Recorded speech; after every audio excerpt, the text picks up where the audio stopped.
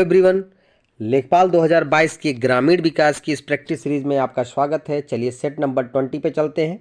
25 question है, ध्यान देंगे। पहला क्वेश्चन क्या कह रहा है? उत्तर प्रदेश के किस जिले में सर्वाधिक वर्षा होती है? मथुरा में, गोरखपुर में, लखनऊ में और सहारनपुर में। तो उत्तर प्रदेश के सभी जिलों से गोरखपुर में सर्वाधिक वर्षा होती है। अगर सबसे कम वर्षा की बात किया जाए तो मथुरा में सबसे कम वर्षा होती है और गोरखपुर में सबसे अधिक वर्षा होती है। चलिए देखिए नेक्स्ट क्वेश्चन क्या कह रहा है। केंद्र सरकार द्वारा कृषि मजदूर सामाजिक सुरक्षा योजना की शुरुआत की गई थी। 1 अप्रैल 2021, 1 मई 2002, 1 जुलाई 2001 और 1 मार्च 2002 में। तो इसका ऑप्शन नंबर सी सही होगा, 1 जुलाई 2001 को। तो केंद्र सरकार द्वारा ये कृषि मजदूर सामाजिक सुरक्षा योजना की शुरुआत 1 जुलाई 2001 में की गई थी। अच्छा, इसमें जीवन बीमा सुरक्षा सर्वाधिक मतलब जीवन बीमा सुरक्षा, जीवन लाभ, कृषि मजदूरों को पेंशन देने का प्रावधान था। ठीक है, चलिए आगे चलते हैं। देखिए थर्ड क्वेश्चन क्या कह रहा है कि केंद्रीय भेड़ एवं ऊन अनुसंधान संस्थान कहाँ स्थित है? बीकानेर में, जसोल में, अविकानगर में या जैसलमेर में। तो केंद्रीय भेड़ ऊन अनुसंधान, भेड़ एवं ऊन अनुसंधान संस्थान जो है वो अविकानगर में स्थित है। तो इसका ऑप्शन नंबर आपका सी सही हो जाएगा। चलिए आगे चलते हैं। देखिएगा क्वेश्चन नंबर 4 क्या कह रहा है? कांच उद्योग के लिए उत्तर प्रदेश का सबसे विख्यात नगर कौन सा है? कानपुर, मेरठ, फिरोजाबाद या अलीगढ़। तो फिरोजाबाद जो है वो कांच उद्योग के लिए सबसे ज़्यादा फेमस है। चूड़ी सबसे ज़्यादा फिरोजाबाद में बनाई जाती है और सुहाग नगरी के रूप में भी फिरोजाबाद को जाना जाता है। ठीक है, तो इसका ऑप्शन नंबर क्या हो जाएगा? सी जो है आपका सही हो जाएगा। चलिए आगे चलते हैं। क्वेश्चन नंबर 5वां देखिएगा। क्वेश्चन नंबर 5वां क्या कह रहा है कि व्यापक फसल बीमा योजना के स्थान पर राष्ट्रीय कृषि बीमा योजना लागू की गई थी। 1997 में, 1998 में, 1999 में या सन 2000 में। तो व्यापक फसल बीमा योजना की शुरुआत जो है वो सन 2000 में की गई थी। मतलब व्यापक फसल बीमा योजना के स्थान पर राष्ट्रीय कृषि बीमा योजना की शुरुआत कब की गई थी? सन 2000 में की गई थी। ठीक है, तो इसका ऑप्शन नंबर क्या हो जाएगा? डी सही हो जाएगा, वर्ष 2000। चलिए नेक्स्ट चलते हैं। क्वेश्चन नंबर 6 क्या कह रहा है? रैचिंग पद्धति किस देश में बहुतायत रूप से अपनाई जाती है? ऑस्ट्रेलिया, अमेरिका, ब्रिटेन या चीन। तो जो रैचिंग खेती है वो कहाँ पे सबसे अधिक अपनाई जाती है?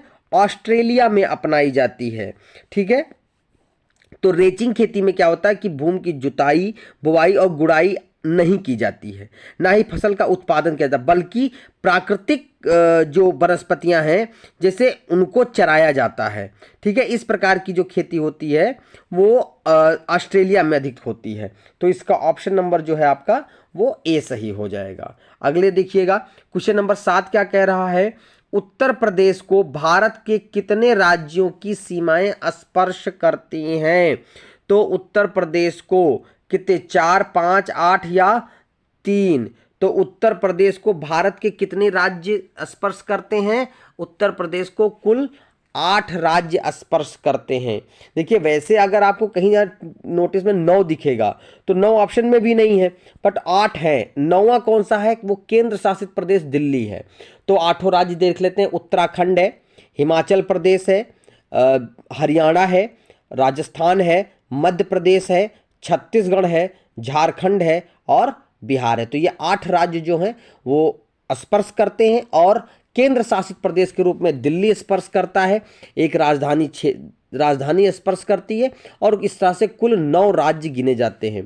ठीक है, जिसमें 8 राज्य और 9 केंद्र शासित प्रदेश हैं। चलिए आगे चलते हैं। क्वेश्चन नंबर 8वां देखिएगा, मिलान करना है।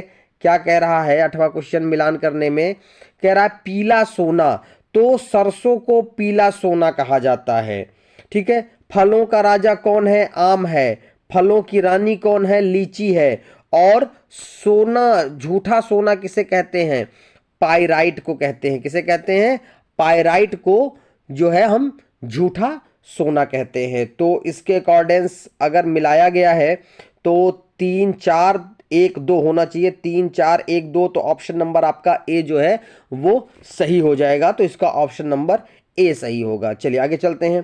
क्वेश्चन नंबर 9 देख लीजिएगा। क्वेश्चन नंबर 9 क्या कह रहा है कि उत्तर प्रदेश राज्य खेल विभाग का गठन कब किया गया था? 1953 में, 1974 में, 1972 में या 1966 में?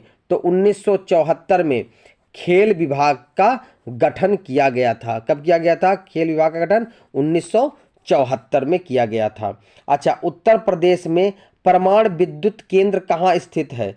उत्तर प्रदेश में परमाणु विद्युत केंद्र कहाँ स्थित है? आगरा, हाथरस, नरौरा या लखनऊ? तो उत्तर प्रदेश में जो परमाणु विद्युत केंद्र है वो कहाँ पे है? नरौरा का परमाणु विद्युत केंद्र जो है वो कहाँ स्थित है? नरौरा। ठीक है, चलिए आगे चलते हैं। कह रहा समाजवादी, क्वेश्चन नंबर 11 देखिएगा, समाजवादी पेंशन योजना कब शुरू की गई थी? 2014 में, 2015 में, 2013 में या 2011 में? तो समाजवादी पेंशन योजना है वो 2014 में शुरू की गई थी। ठीक है, तो इसके तहत क्या होता था? तिमाही किस्त के तौर पर 1500 रुपये बैंक खाते में क्या होते थे? भेजे जाते थे। 2014 में तत्कालीन जो है समाजवादी पार्टी की सरकार ने इस योजना को लागू किया था। ठीक है, चलिए आगे चलते हैं। क्वेश्चन नंबर 12 देखिएगा, उत्तर प्रदेश का वह कौन स्थान है जिसे धर्म ग्रंथों में तीर्थ राज्य की संज्ञा दी गई है? लखनऊ, प्रयागराज और गोरखपुर और सहारनपुर? तो तीर्थराज हमेशा प्रयागराज को कहा गया है। किसको कहा गया है? प्रयागराज को कहा गया है। इसके लिए ऑप्शन क्या हो जाएगा? बी सही हो जाएगा, प्रयागराज। ठीक है, आगे चलते हैं। क्वेश्चन नंबर 13 देखिएगा, क्या कह रहा है कि 88,000 ऋषियों की तपोभूमि कहाँ पर है? देवी पाटन, वर्षाना, काशी या नैमिषारण्य? ठीक है, तो 88,000 ऋषियों की तपोभूमि कौन सी है? नैमिषारण्य है। ठीक है, तो इसका ऑप्शन नंबर जो है आपका डी सही हो जाएगा। चलिए आगे चलते हैं। क्वेश्चन नंबर 14 देखिएगा, क्या कह रहा है कि निम्नलिखित में से राज्य का वह कौन सा नगर है जिसे 5 जैन तीर्थकों की जन्मस्थली मानी जाती है? बनारस, अयोध्या, मथुरा या हस्तिनापुर? तो जो है 5 जैन तीर्थंकरों के जन्मस्थली कौन है? अयोध्या है। कौन है? अयोध्या है। तो हमें ध्यान रखना है 5 जैन तीर्थ लोग जो हैं, तीर्थ है, तो इसमें ऋषभ देव भी थे। जो आदिनाथ ऋषभ देव थे ये भी अयोध्या से ही बिलोंग करते थे।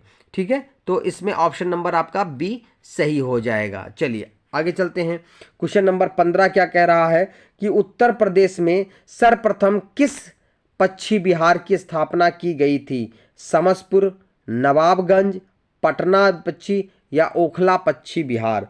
तो सबसे पहले किसको स्थापित किया गया था? नवाबगंज पक्षी विहार की स्थापना की गई थी उत्तर प्रदेश में। चलिए आगे चलते हैं। क्वेश्चन नंबर 16 देखिएगा, सारी प्रश्न महत्वपूर्ण है। अगर आपको कंटेंट अच्छा लगता है तो प्लीज़ इसको लाइक, सब्सक्राइब एंड शेयर जरूर करें। कंटेंट रेगुलर मिलते हैं और कंटेंट बेटर देने की कोशिश की जा रही है। चलिए आगे चलते हैं। क्या कह रहा है कि स्वामी हरिदास जयंती प्रतिवर्ष उत्तर प्रदेश के किस नगर में मनाई जाती है? स्वामी हरिदास जयंती उत्तर प्रदेश के किस नगर में मनाई जाती है? बनारस, आगरा, प्रयागराज या वृंदावन? तो वृंदावन में मनाई जाती है। कहाँ मनाई जाती है? वृंदावन। हरिदास जयंती कहाँ मनाई जाती है? वृंदावन में मनाई जाती है। चित्रकला की मुगल शैली का आरंभ किसने किया था? अकबर ने, हुमायूं ने, जहांगीर ने या शाहजहां ने? तो चित्रकला शैली का जो मुगल शैली का जो आरंभ था उसको किसने किया था? हुमायूं ने किया था। तो इसको ऑप्शन नंबर बी सही है। ठीक है, तो 17 का ऑप्शन नंबर बी सही है। चलिए आगे चलते हैं। उत्तर प्रदेश में सीमांत कृषकों का प्रतिशत कितना है? उत्तर प्रदेश में सीमांत कृषकों का प्रतिशत कितना है? 50, 74, 80 या 30? तो उत्तर प्रदेश में सीमांत कृषकों का जो प्रतिशत है वो कितना है? 74% है। कितना प्रतिशत? 74% है। चलिए आगे चलिए क्या कह रहा है, क्वेश्चन नंबर 19 देख लेते हैं क्या कह रहा है कि लूनाश्री किस्म है धान की, गेहूं की, चना की या मक्का की। तो जो लूनाश्री है वो धान की एक किस्म है। किसकी किस्म है? धान की एक किस्म है लूना श्री, याद रखेंगे। चलिए आगे चलते हैं। क्वेश्चन नंबर 20 क्या कह रहा है कि देश की कुल कृषि योग्य भूमि का कितना प्रतिशत भाग उत्तर प्रदेश में स्थित है? देश की कुल कृषि योग्य भूमि का कितना प्रतिशत भाग उत्तर प्रदेश में? 17%, 13%, 17%, 10% और 12%। तो इसमें ऑप्शन नंबर डी सही हो जाएगा, 12%। पूरे देश में जो कृषि योग्य भूमि है उसमें जो 12% भाग है वो केवल उत्तर प्रदेश में पाया जाता है या स्थित है। ठीक है, तो इसका ऑप्शन नंबर आपका डी सही हो जाएगा, 12%। चलिए आगे चलते हैं। क्वेश्चन नंबर 21 देख लीजिएगा क्या कह रहा है कि धरातल पर मापी गई क्षैतिज दूरियां, कोण एवं ऊंचाई को मानचित्र पर दर्शाने की कला को क्या कहते हैं? धरातल पर मापी गई क्षैतिज दूरियां, कोण एवं ऊंचाई को मानचित्र पर प्रदर्शित करने की कला क्या कहलाती है? मानचित्र कला, सर्वेक्षण कला, मानचित्रांकन और धरातल प्रदर्शन कला। तो इसको मानचित्रांकन कहते हैं। धरातल पर मापी गई क्षैतिज दूरी, कोण और ऊंचाई को मानचित्र पर जब प्रदर्शन जो होता है वो मानचित्रांकन कहलाता है। चलिए आगे चलते हैं। क्वेश्चन नंबर 22 देखिएगा क्या कह रहा है। कह रहा है निम्नलिखित में से कौन सा सही सुमेलित नहीं है? इंटीग्रल विश्वविद्यालय लखनऊ, ठीक है, एमटी विश्वविद्यालय कानपुर, सुर भारती विश्वविद्यालय मेरठ या IFTM विश्वविद्यालय मुरादाबाद। तो इंटीग्रल यूनिवर्सिटी जो है वो आपकी लखनऊ में है।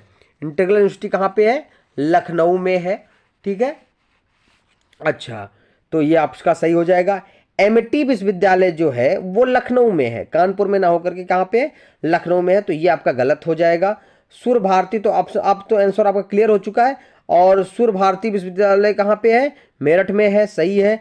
IFTM विश्वविद्यालय जो आपका मथुरा में है, तो ये भी सही है। तो यहाँ पर गलत एमटी विश्वविद्यालय था। तो इसका ऑप्शन नंबर बी जो है वो सुमेलित नहीं है, तो बी आपका राइट होगा, ऑप्शन नंबर बी राइट होगा। चलिए आगे चलते हैं। क्वेश्चन नंबर 23 देखिए क्या कह रहा है। सर्व शिक्षा अभियान की शुरुआत कब की गई थी? बहुत महत्वपूर्ण क्वेश्चन है, विशेषकर हर तरह के very very very important question है, बहुत सारे एग्जामिनेशन में पूछे जाते हैं। सर्व शिक्षा अभियान की शुरुआत कब की गई थी? सन 2001 में। कब की गई थी? सन 2001 में की गई थी सर्व शिक्षा अभियान की शुरुआत। चलिए आगे चलते हैं। क्वेश्चन नंबर 24 पे चलते हैं। क्या कह रहा है, ध्यान देंगे कि उत्तर प्रदेश में आंवले का सर्वाधिक उत्पादन कहाँ होता है? फतेहपुर, बाराबंकी, मिर्जापुर, प्रतापगढ़। ये प्रश्न कई बार आ चुके हैं प्रैक्टिस सेटों में, तो आप अगर लगातार पढ़ रहे होंगे तो आपको ये बात पता होगी। प्रतापगढ़ इसका आंसर होगा। आंवले के जितने भी प्रकार की अचार हैं, जो भी सब्जी मिठाइयाँ हैं, वो प्रतापगढ़ में पाई जाती है, क्योंकि आंवले का सर्वाधिक उत्पादन कहाँ होता है? प्रतापगढ़ में होता है। अच्छा, बुंदेलखंड के अहिरों द्वारा प्रज्वलित दीपों से भरी परात अथवा थाली को सिर पर रखकर किया जाने वाला नृत्य क्या कहलाता है? तो आपको पता होना चाहिए कि इसको दीपावली त्योहार कहते हैं। कौन सा त्योहार कहते हैं? दीपावली त्योहार कहते हैं। ऑप्शन नंबर ए सही हो जाएगा। जो बुंदेलखंड के अहिर प्रजाति के लोग होते हैं वो दीपों से भरी थाली और परात को सर पर रखकर नृत्य करते हैं, इसको दीपावली नृत्य भी कहते हैं। ये बुंदेलखंड का लोक नृत्य भी है। तो ये बात याद रखना, इसका ऑप्शन नंबर जो है आपका ए सही हो जाएगा। तो ये आपके कुछ 25 क्वेश्चन रहे हैं जो आपके एग्जाम की दृष्टि से बहुत महत्वपूर्ण है। तो कंटेंट को लगातार पढ़ते रहिए, लोगों में शेयर करते रहिए। प्लीज़ अगर आपने सब्सक्राइब नहीं किया है तो एक बार सब्सक्राइब जरूर कर ले, ठीक है। तो बस आज के लिए इतना ही, फिर नए सेट के साथ फिर हाजिर होंगे। तब तक के लिए जय हिंद, जय भारत।